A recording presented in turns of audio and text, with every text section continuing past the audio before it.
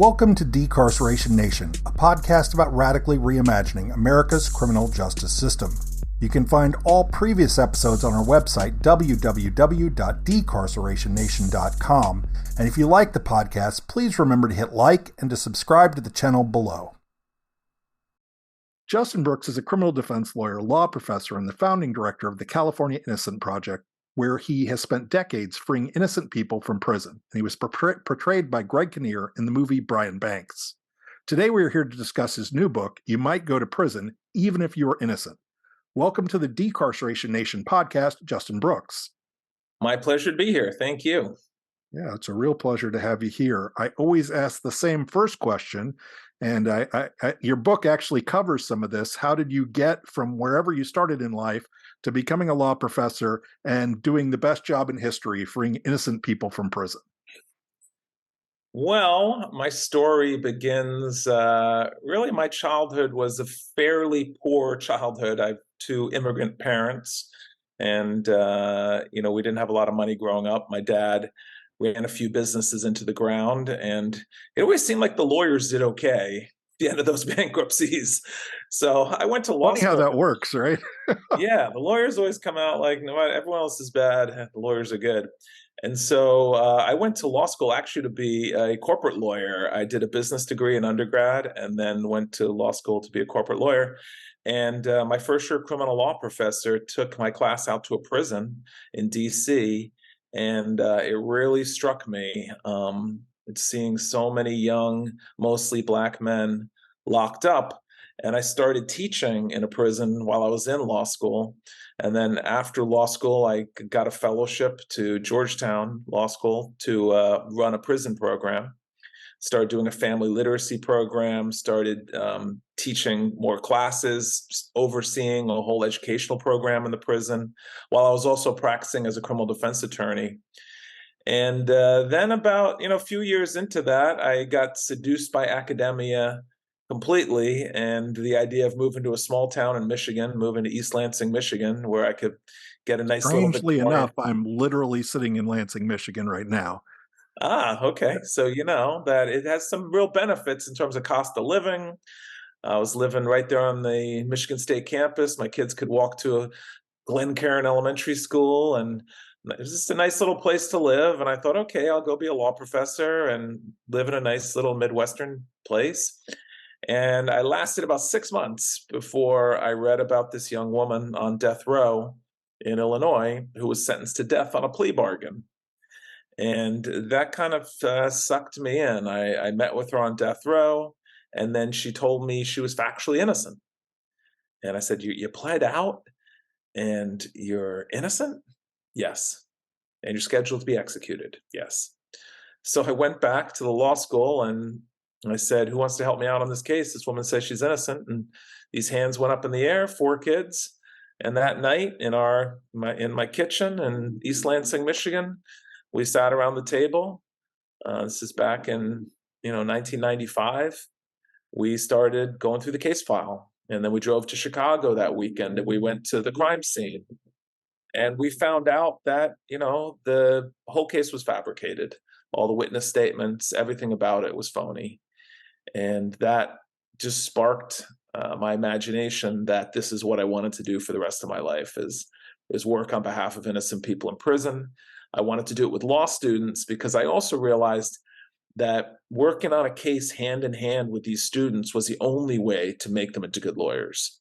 Because it's like, being a plumber, you can't teach someone to be a plumber in a classroom. You got to turn a wrench. You got to know exactly how much pressure to apply on a drain. It's not something you just can do when you've read a book about it. And law is the same way. You need to know how to do a crime scene investigation. You need to know how to litigate motions. You need to know how to put a case together, how to deal with clients.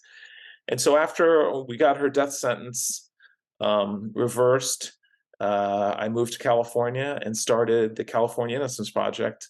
And I did that in 1999. And I'm about to hopefully walk my 40th innocent person out of prison. That we've worked with since. That is impressive, and congratulations, and very happy that that person is coming home.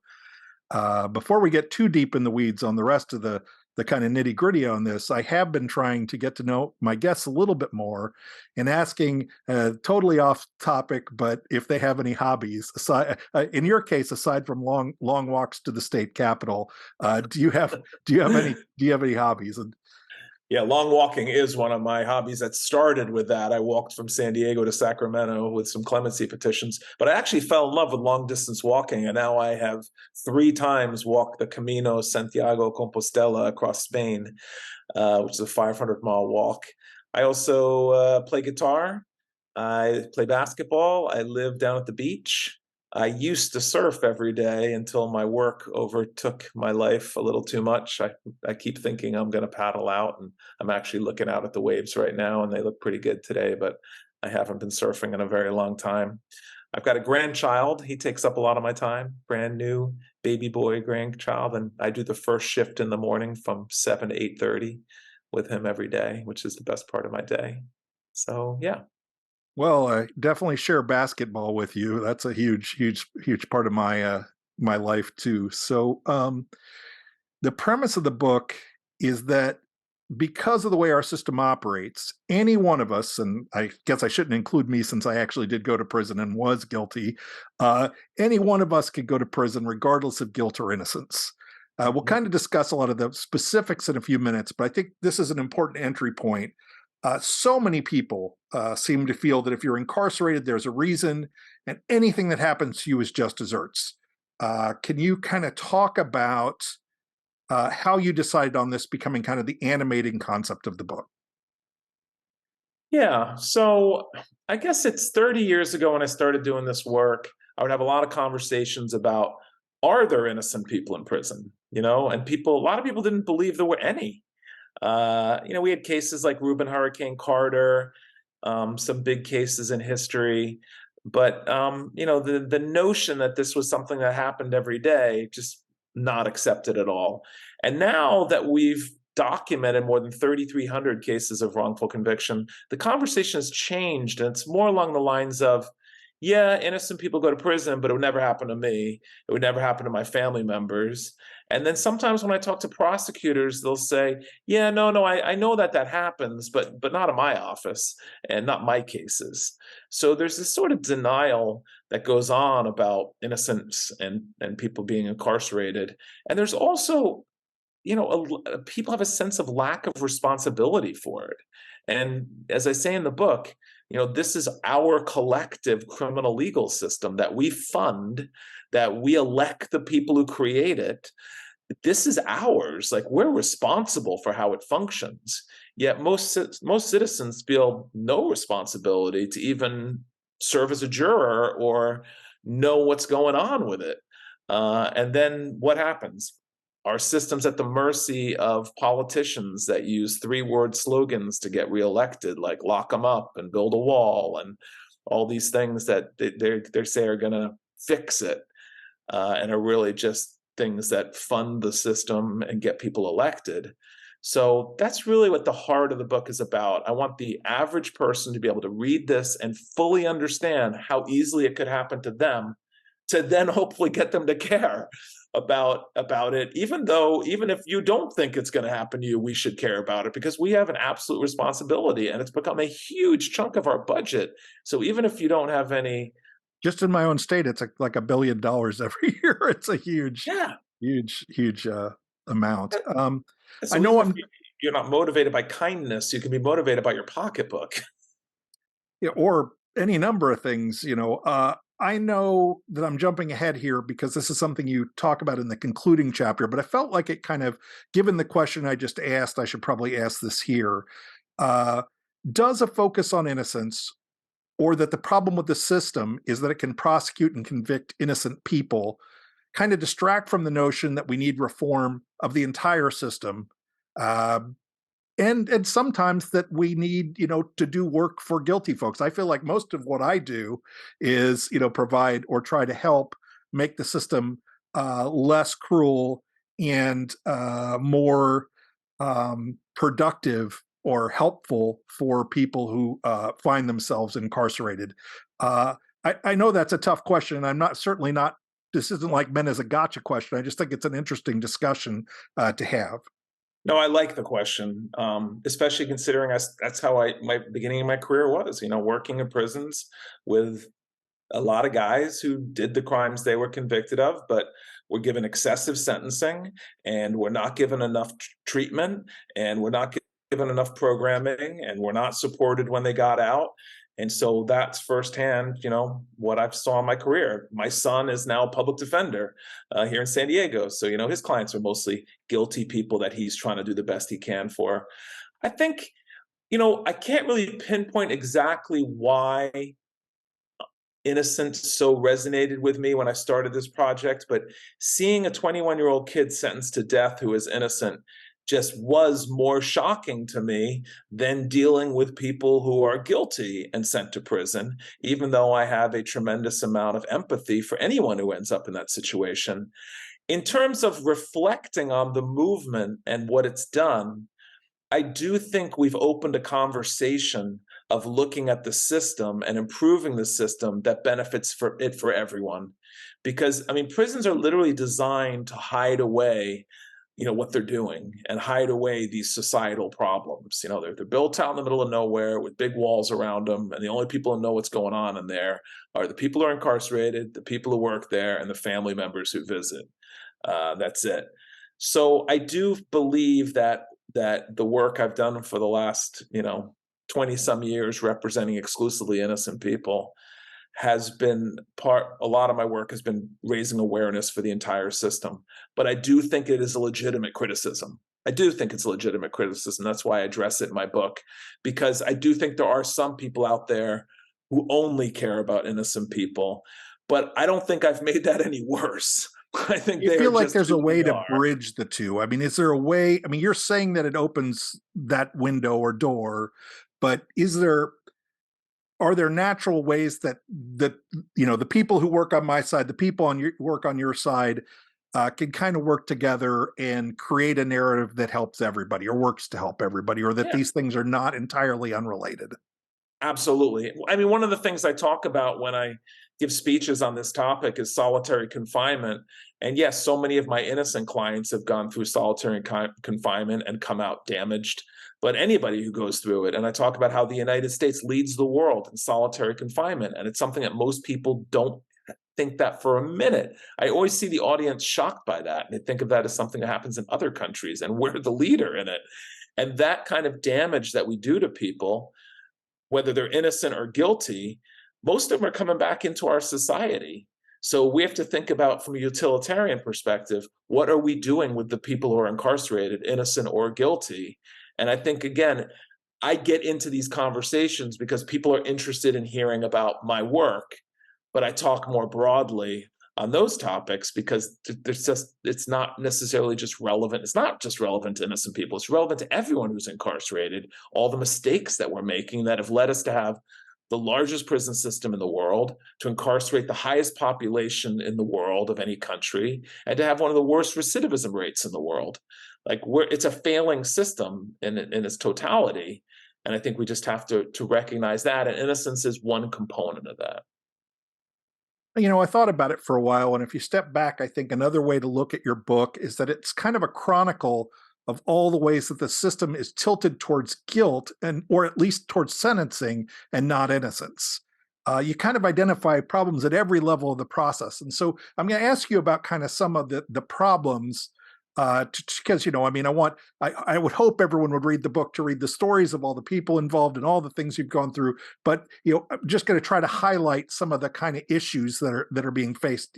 One of which is that we have, from the very beginning, from the entry point of the system for people who get arrested, we have myriad issues with interrogations and false confessions. I think the average person off the streets thinks that a confession is kind of the end of the story.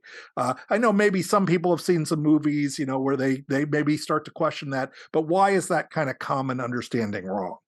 Yeah, almost every time I speak in front of an audience, I ask, who here thinks, no matter what, you wouldn't confess to a crime you hadn't committed? And a bunch of hands go up. And it's deeply problematic. The average person doesn't believe that innocent people confess. And we now know that 17% of people later exonerated, fully exonerated, mostly by DNA evidence, confess to the crimes they didn't commit. And I think what makes it difficult to understand for people is I think they understand clearly that when there's violence involved, and when you look back to the 1960s and 70s and before then, where it was just regularly guys were just beaten until they confessed. Now that happens sometimes, but it doesn't happen anywhere near like it used to. That people don't understand how psychological coercion works. And from all these really stupid TV shows of the past few decades, they Of believe which there are officers, unbelievably large number of stupid it's movies. crazy how much stuff there is. They think police officers are focused on getting the truth, and they think that they're trained to get the truth. And what they don't understand is that the Reed method that officers are using around the world is not focused on the truth. It's focused on getting the suspect to agree with the narrative the police have already created, which is a completely different concept. It's they have a story in their head, and now they're going to use that time in that room to get you to agree to it. And after 13, 14, 15 hours of interrogation, most people ultimately will agree. Sometimes it's they're broken down, but a lot of times I see in my cases, they're just angry and they're just like, okay, all right, if it's going to get me out of here, I did it. And they just sign the paper thinking I'll never be convicted on this because I didn't do it. And now maybe they drum up a snitch to confirm it. Now maybe they do a bad ID process. And now the person ends up in prison for the rest of their life. But there is very little understanding that innocent people confess. And there's deep cynicism about it out there, which is why you see people convicted on nothing more than a confession, even after that confession was obtained after hours and hours and hours of coercive questioning. And That's it's not still just happening. coercive questioning, it can also be flat out false. They can say pretty much whatever they want. I know when the police were interrogating me, I was lucky I was a little bit educated. I kept just saying lawyer until they stopped. But police can even legally lie to get people to confess. Is that correct? We just got a law passed in California just this year that now the police can no longer lie to juveniles. And we could not get it passed that they couldn't lie to adults. And I don't think any jurisdiction has accomplished that. I think there's now 3 jurisdictions that have banned it for juveniles. So exactly. And people think like, oh, well, just because the police tell me a lie doesn't, I'm not going to confess. And then you start looking at the lies. So, for instance, Marty Tankloff case in New York City, 17-year-old kid wakes up, both his parents have been slaughtered in his house, and they lie to him and fake a phone call from his dad when his dad is already dying, saying Marty did it. Marty's the one who stabbed me. So I mean, it's just insane. And then so he's thinking, well, my dad wouldn't lie, and he's just woken up into this surrealistic nightmare and is so deeply confused. You look It's at almost Amanda like Knox. that's actually a premise of a David Lynch movie. I mean, that's literally the premise of a David Lynch movie. Really, I did not know that. What's the movie? Lost Highway. Oh, okay. Well, they maybe owe Marty some money, but Amanda Knox, similar. She's in Italy. She's come in. She's found her, roommate stabbed to death. She's traumatized by it. They question her in Italian for hours on end, start trying to convince her of a story, and then she starts going along with it. You look at, there's been a number of cases where people had blackouts. They were blacked out drunk, and now you start telling them what happened last night, and eventually they start believing it. It's outrageous that in the United States of America, police are allowed to just lie as much as they want, make up the craziest stories, and then introduce the evidence they obtain as a result of those lies into court. But that is absolutely the law throughout the United States with adults, and in very few jurisdictions, they're only limited from doing it with children.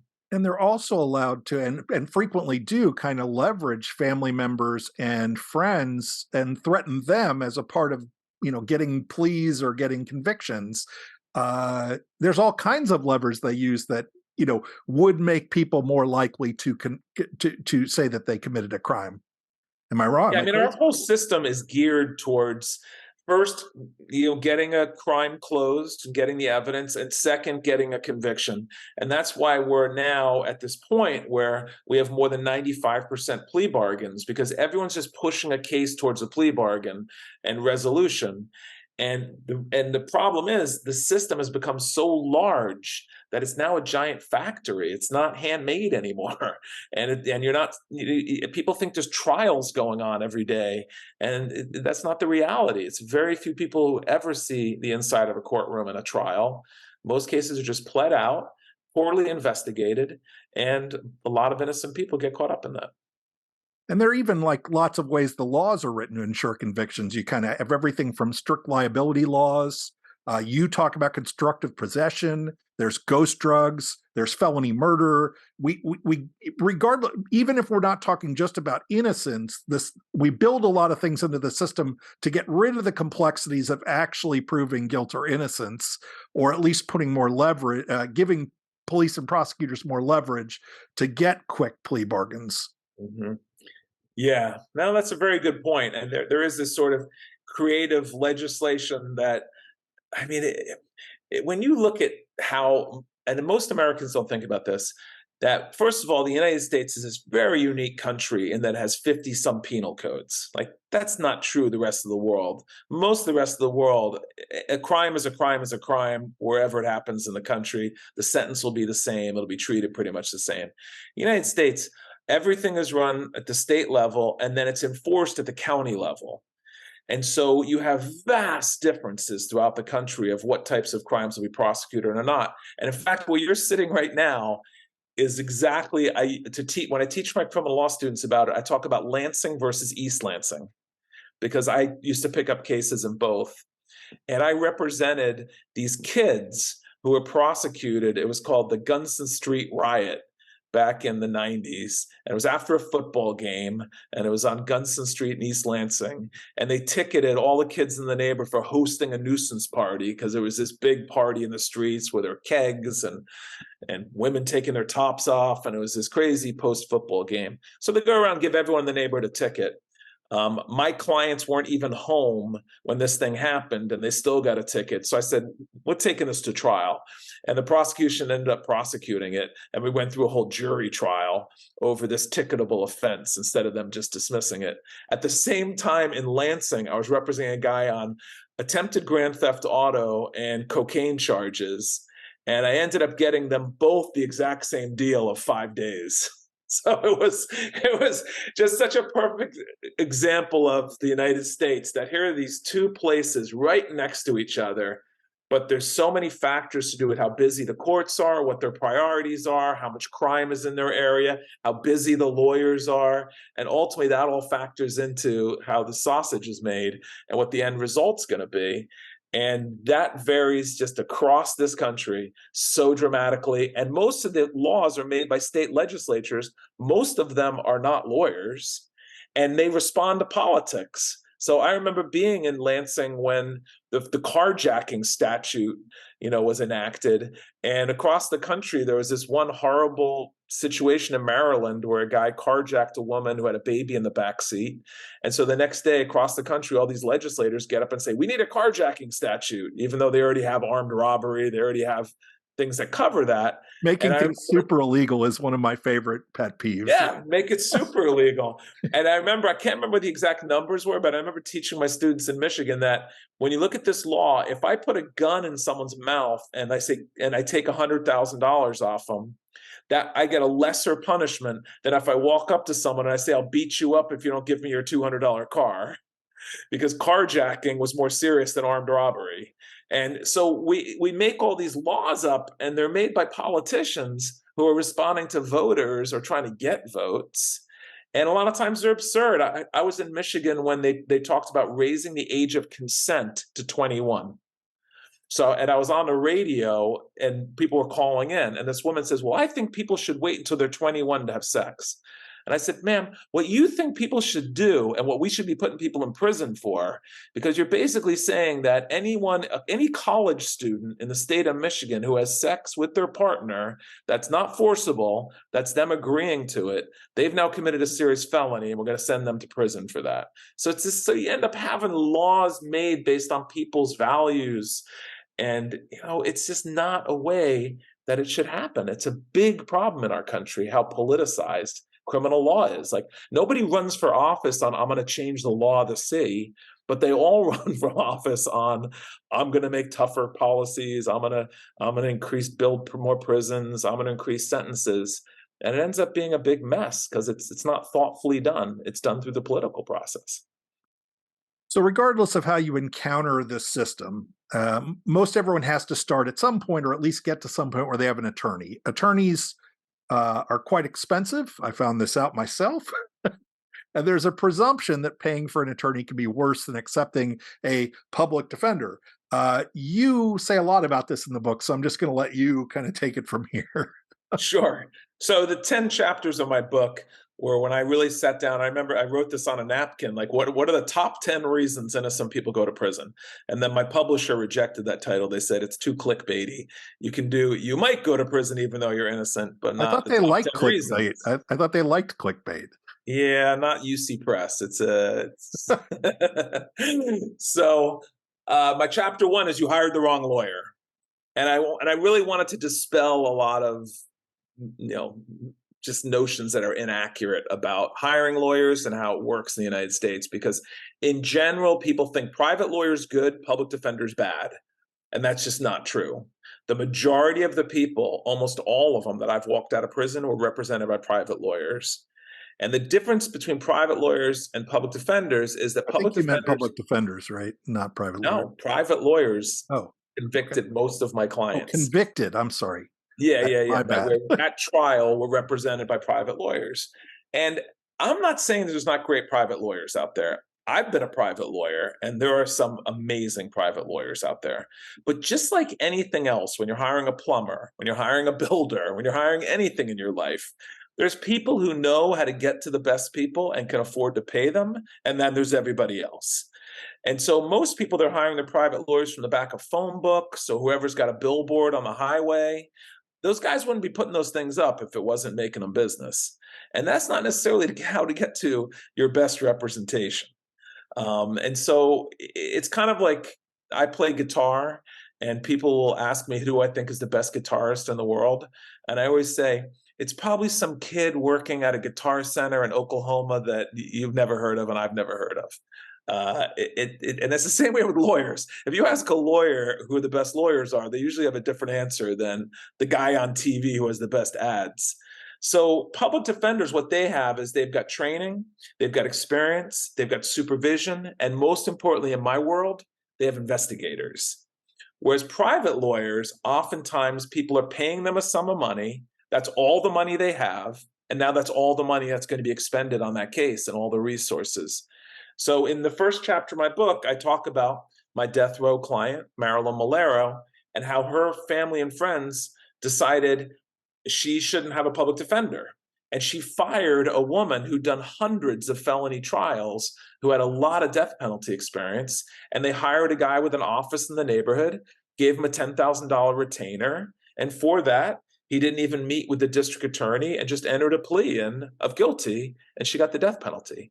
Now, that's an extreme example, but there's a lot to learn from that and unpack. That payment matters in it. For example, again, going back to Michigan, your hometown, I used to pick up cases in Lansing, East Lansing, and Ann Arbor. And I remember in Ann Arbor, I was paid by the hour. And in Lansing, I was paid by the case. So now what does it do to lawyers, even if they're really well-intentioned, when you tell them, you're going to get $1,000 a case, whether you plea this out or go to trial, whether you take out weeks to put a trial together and then go through a trial process, you get $1,000, or if you negotiate a plea deal and get $1,000. And in Ann Arbor, I remember I was getting paid by the hour for whatever hours I put in. That's going to impact the kind of representation you're getting. And that's within one state in the way they're appointing lawyers. And then it's vastly different, again, from public defenders to private counsel. So what I say in my book, my advice is, you want to get the best lawyer you can in the situation. You want to scrutinize who they are and what they're doing and how well they're doing. But you just can't go by private lawyer good, public defender bad. That's a horrible strategy that I've seen go wrong many times. And of course, the corresponding problem is that at least some attorneys, be it because of caseload or being bad at their jobs or having other things on their mind, don't do a very good job defending their clients. However, it's almost impossible to reverse a decision because of attorney incompetence. Yes. So, one of the big problems we have is this notion that attorneys should be competent. And I think it's actually kind of a recurring theme throughout the book. So, what are your thoughts on that? Well, I just hate the Supreme Court case law on that, Strickland versus Washington, that you have to establish, number one, you did not get reasonable representation based on the standards in your community. And number two, had you got reasonable representation, it would have made a difference. Well, if you think about those for a second, first of all, what is reasonable? That'll be up to a judge just to decide. They can interpret it any way they want. And then, second of all, how do we know what would have made a difference? Like, we're not in the jury room. We don't know that if maybe that lawyer had done one more thing, the whole jury would have gone another direction. So we're just purely speculating on that. So I've won cases. I'm surprised I've won. I've lost cases. I can't believe I've lost in front of judges arguing ineffective assistance of counsel.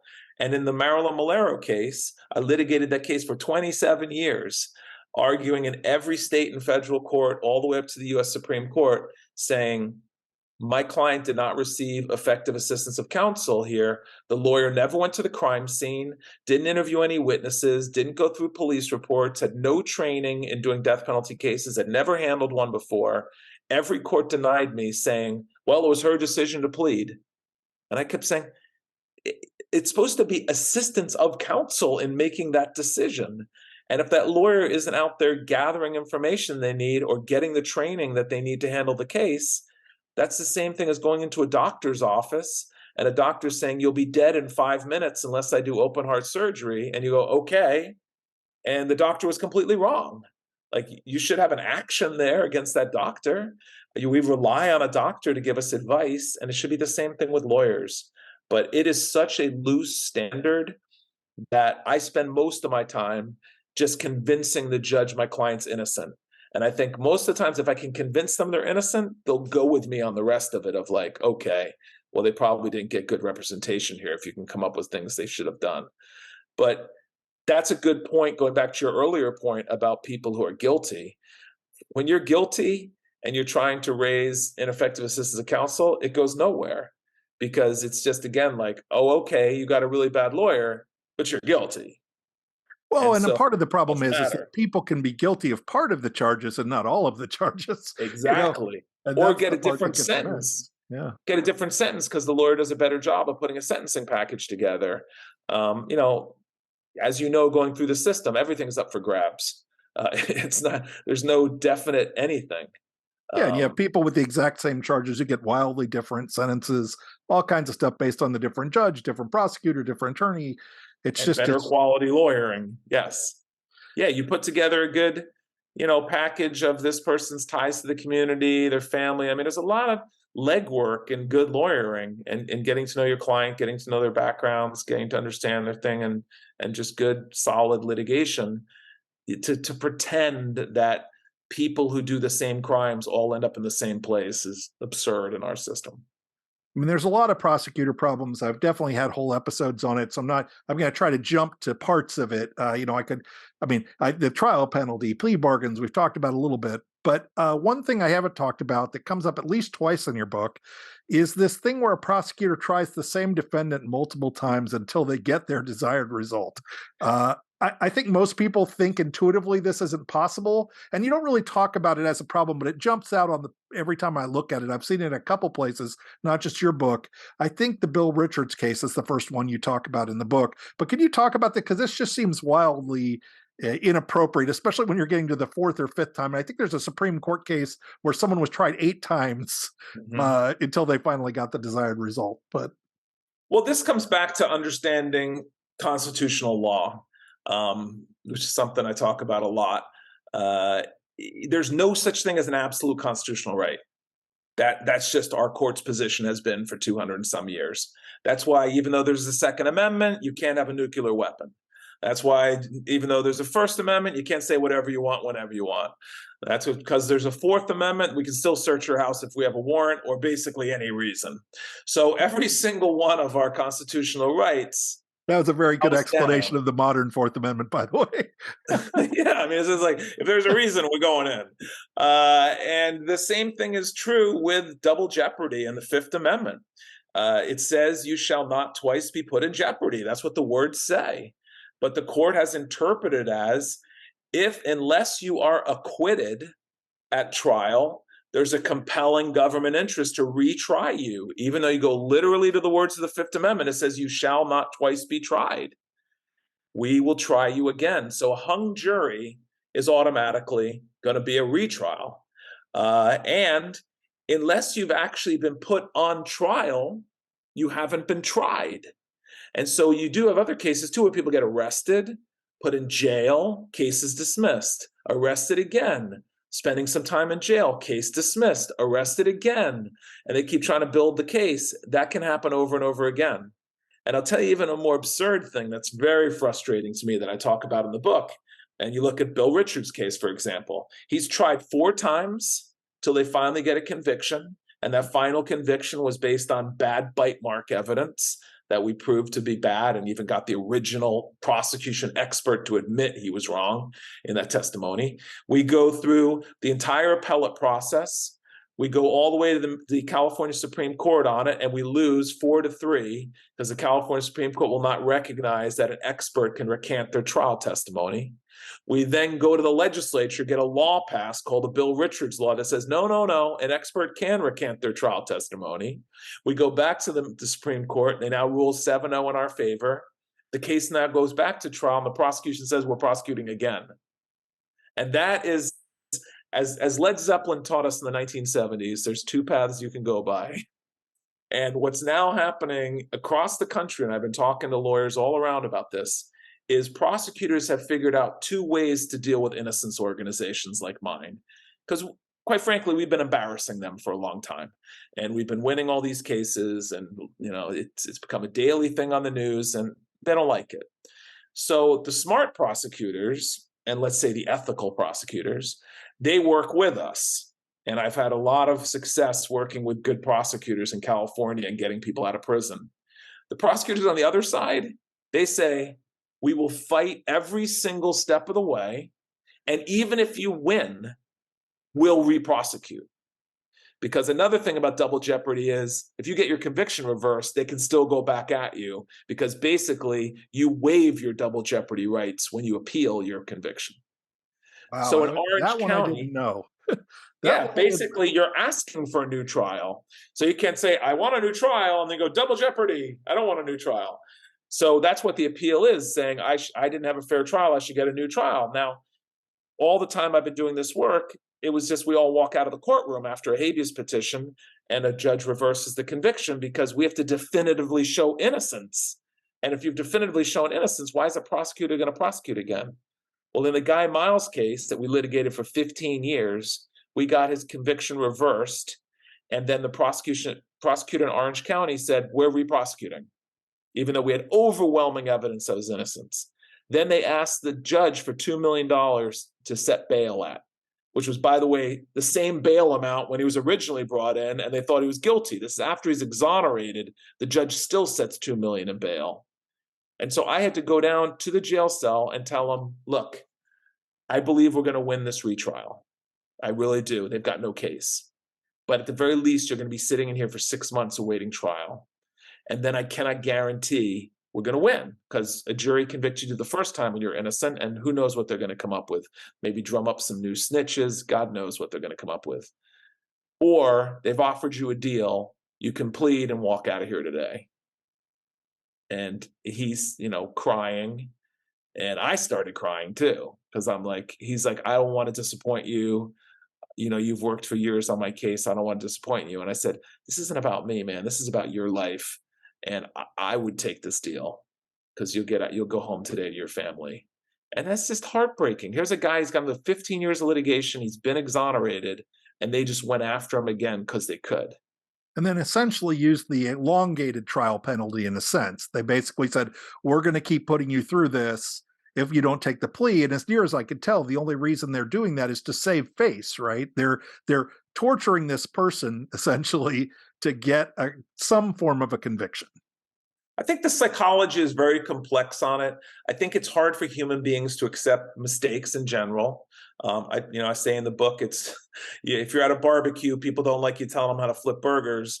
And what I do is I often roll into small towns in California and I say, that big case you built your whole career on, I think you got it wrong. And so I've gotten better at the psychology of it, of working with prosecutors and getting them to understand I'm not blaming them for this. This happened and now we got to fix it. But I do think some of them have such blinders on and bias. I mean, I don't believe that, of course, there's evil people in the world. It's the bell curve. There's the few people who are amazing at what they do. There's most of us that are good to okay, and then there's the awful and the terrible. And I think when you look at police, you get that. Most of them are trying to do a job, but just when they make mistakes, it's poor training and competence. And then you get the evil section that are like really out there doing bad. And I think most prosecutors, most people in the criminal legal system every day put their pants on and try to do the best they can. But we all suffer from bias. And once someone's convicted by your office, even if you weren't the prosecutor on it, you have a bias towards that was a righteous conviction. And now it's going to take a lot to change their mind about that. You think this also informs some of the insistence by the Supreme Court on what they call the doctrine of finality, this kind of notion that even if you're proven innocent, there's some, at least it seems to play out a lot of times, like what they're saying is that the finality of the jury decision should be preserved, or the finality of the court outcome should be preserved. Is this sort of a similar or parallel? Yeah, that's absolutely sickening. It's sickening that in this country we can even say that out loud, and that the Supreme Court has written that into decisions. If you polled the average American and said, which person should get out of prison? A person who there was cocaine found in their house, but the house was illegally searched, or a person who's later on found to be innocent? I think most people would say the person who's innocent, but the person who's had the illegal search will have the Fourth Amendment that might get them out of it. But the Supreme Court has specifically said innocence is not in the Constitution. There's no constitutional right to be freed from prison just because you're innocent if you got a fair trial. So that is exactly what they're saying. Finality is the important thing. You got a fair trial. That's it. If later on we find out you're innocent, you still got a fair trial. And that's only an absurd notion. I mean, there's a million things that upset me about the Supreme Court and decisions. The two that stand out to me, well, courts in general and decisions and precedent, two that always just make my brain boil, my blood boil or whatever, are the doctrine of finality and the civil commitment law. Those two, I'm just like, this is actually what you're saying. Yeah, they are saying that.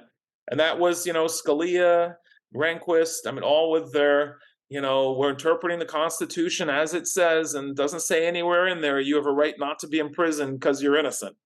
Now, fortunately, the states do have procedures. We almost never go to federal court anymore because of that. That and that Bill Clinton restricted habeas review in federal court. Yeah, you got to get there within a year of finishing up your state court remedies, and they're supposed to give basically near total deference to state court decisions. And fortunately, also in California, we have no hard and fast timeline for filing habeas petitions. We've got people out after 23 years. We got Mike Hanline out after 36 years. So there's no real filing deadline, and it's a lot better standard. But the federal courts are useless in terms of trying to win these claims. And in a way, they're supposed to be kind of the final bulwark in protecting a lot of these things, but clearly, in this instance, at least, are not. So you and I are old enough to remember that, because when I was in my 20s, I remember hearing in law school, the training was more bide your time in state court until you get a real remedy in federal court, and now it's the total opposite. It's like you better win in state court because you're not going anywhere in federal. Yeah, the makeup of the court has changed so much over the years that it's really changed the nature of all that. So I guess, I know we left there's a million things in the book. Everyone should definitely read it. But,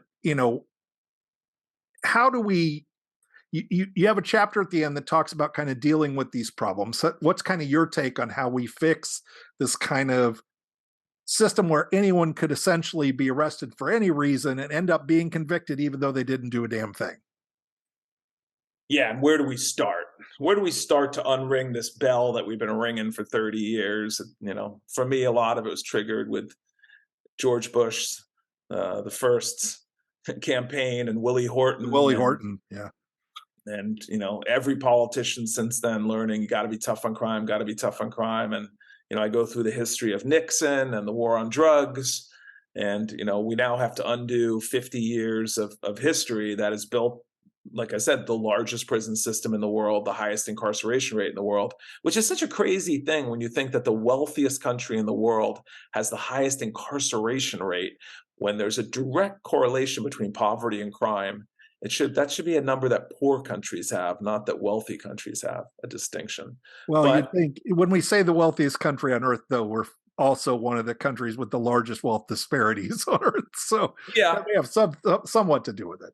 although Latin America has such dramatic ones. But setting that aside, so it's like, well, how did we get here? Well, we got here by the politicizing crime to the point of increasing sentences dramatically. The sentences are nothing like what they were when I got out of law school. I remember looking at deals where if I go to trial, my guy might get 10 years. If I take this deal, it might be 5 years. And now guys like Brian Banks, so I talk about in the book, his lawyer telling him, well, I might be able to get you probation if you take a deal. You go to trial, it's 44 years to life if you lose. So that's how we forced everyone into plea bargains. We've increased the sentences so much that it's too risky to go to trial. And then we've criminalized so much stuff with such high sentences that we've just filled these prisons and keep building and building them. Fortunately, voters are becoming smarter to that. I wouldn't say smart yet, but in California, when they had to cut $1 billion from the budget and it came out of universities, people started paying attention of like, wow, we've built 30 prisons and that's where the money's going. And we've allowed the Correctional Officers Union to become like the second most powerful union in the state, that are now actually lobby for legislation to increase sentences. So we've gotten to this kind of crazy point with the politics and money that we need to turn that back.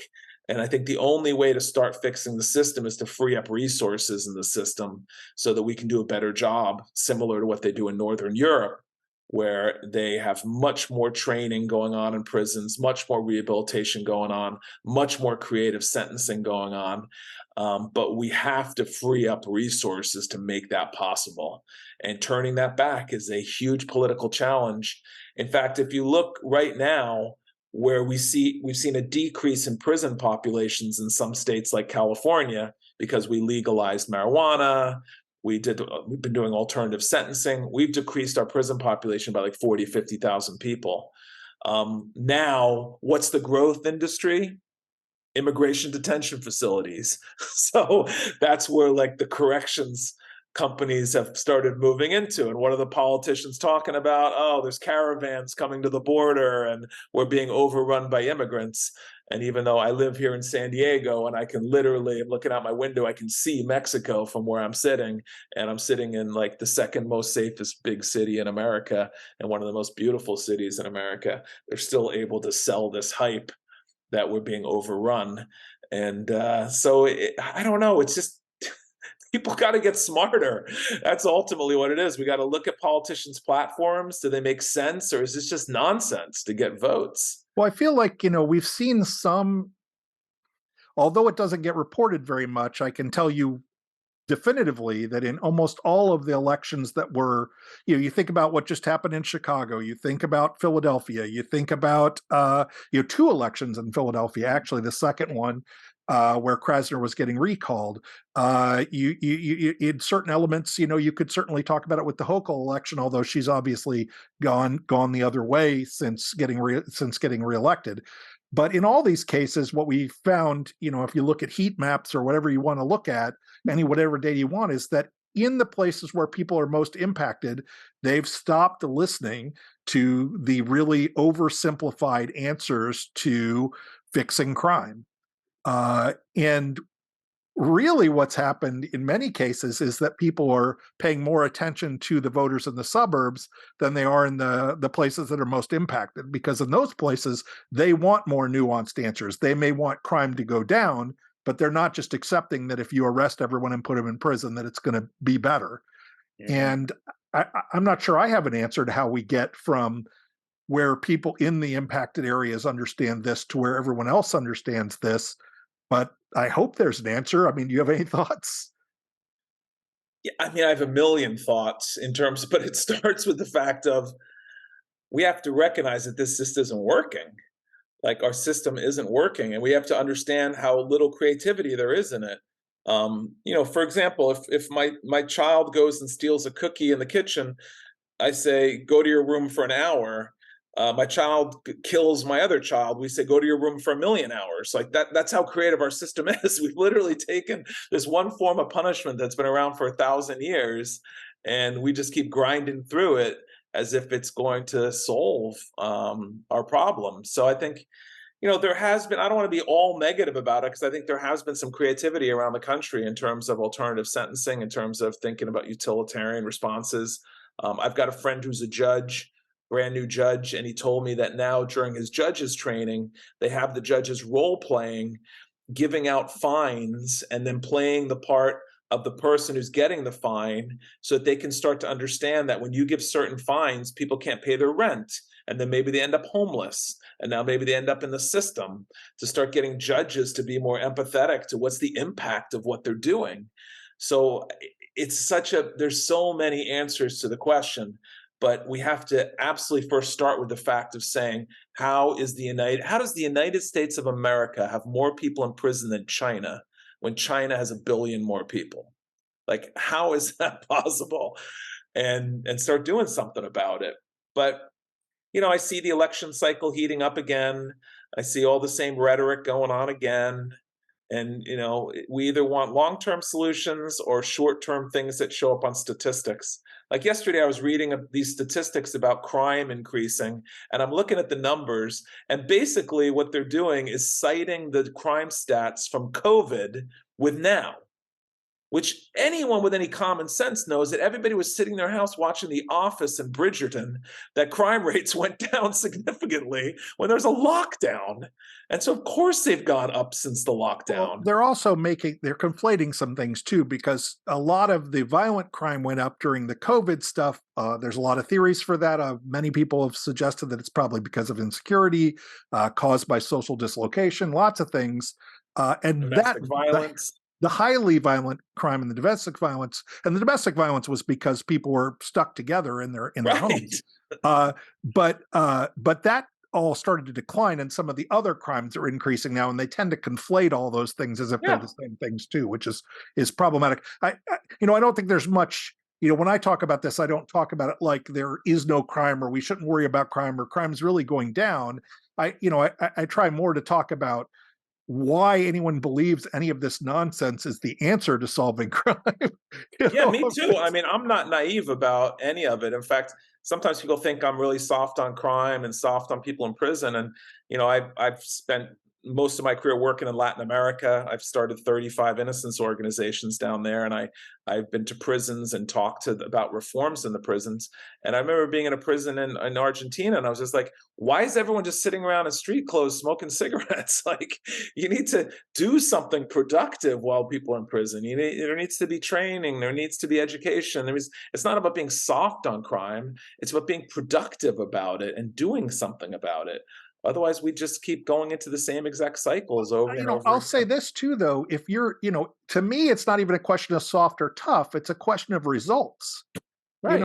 If being soft on crime reduces crime, then be soft. I mean, it's like, do what works. I mean, like when people ask, there's so many people now asking for stronger sentences on everything from fentanyl to everything else, and I'm like, look, if you're going to try to reduce crime, do things that reduce crime. Show me Mhm. anything. I will go stat for stat, study for study with you all day on longer sentences, not reducing crime. If your problem is there's an increase in crime, do things that actually reduce crime. Best case scenario, sentencing is like the 100th best thing you could do to reduce crime, and it's not very effective at all.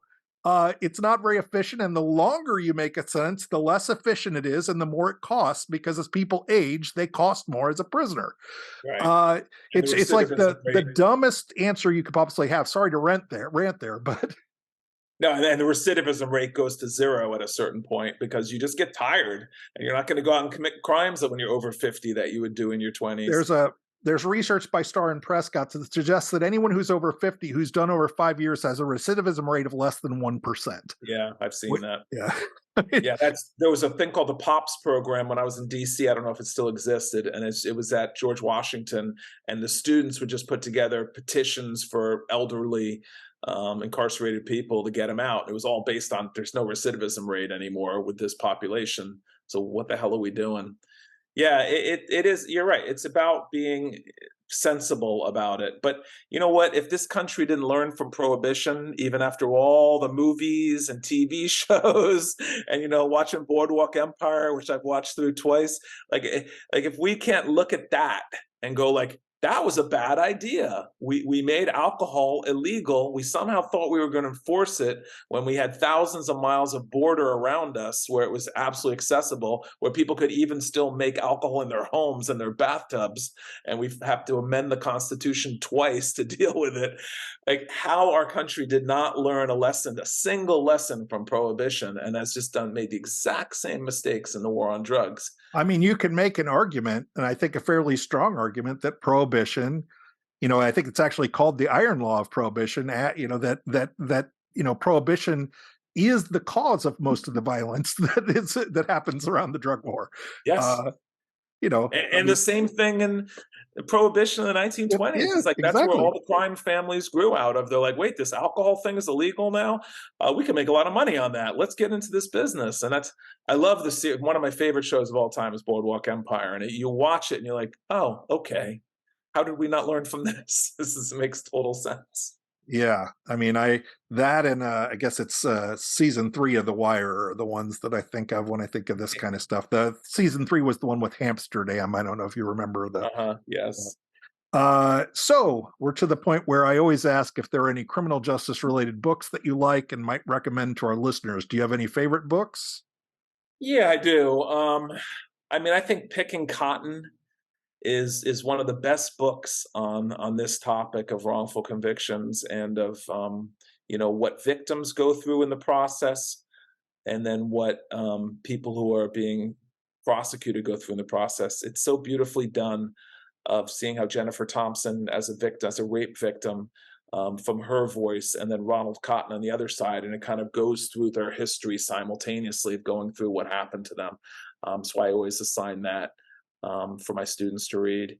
My colleague Mark Godsey wrote a good book called Blind Injustice that I love, that really gets into the psychology of prosecutors and how they think and how he thought as a prosecutor.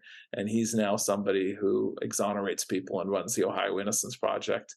There's so much great stuff out there, but those are a couple of my favorites. Is there anything else you want to say about your book, or where can people find it? Well, you might go to prison even though you're innocent, everywhere books are sold, which isn't a lot of places anymore. But if it's not in your bookstore, you can get them to order it. It's also available on Amazon.com, BarnesandNoble.com, all the .com book sellers. I always ask the same last question. What did I mess up? What question should I have asked but did not? And that's really just a question if there's other things you want to talk about that I didn't get to. It's kind of the humility question, I guess. No, I'm kind of glad we got into the topic of what people should do. And I'd say, again, kind of my wish from this book is that everyone who reads it becomes a better voter and a better juror if they're called upon for that, because we have to take responsibility for this system that is designed to protect us. If we're getting anything out of it, we've got to get more involved in it. Thanks so much for doing this. It was really great talking to you. You too. A pleasure. Thanks so much for listening to the Decarceration Nation podcast. You can learn more about this episode in the notes or visit our website, www.decarcerationnation.com. If you enjoyed the podcast, please subscribe, and please like this episode and leave comments below. Special thanks to Andrew Stein, who does the editing and post-production for me, to Ann Espo for helping with our transcripts and social media images, and to Alex Mayo, who helps with our website and does the video transcription. Make sure and add us on social media and share our posts across your network.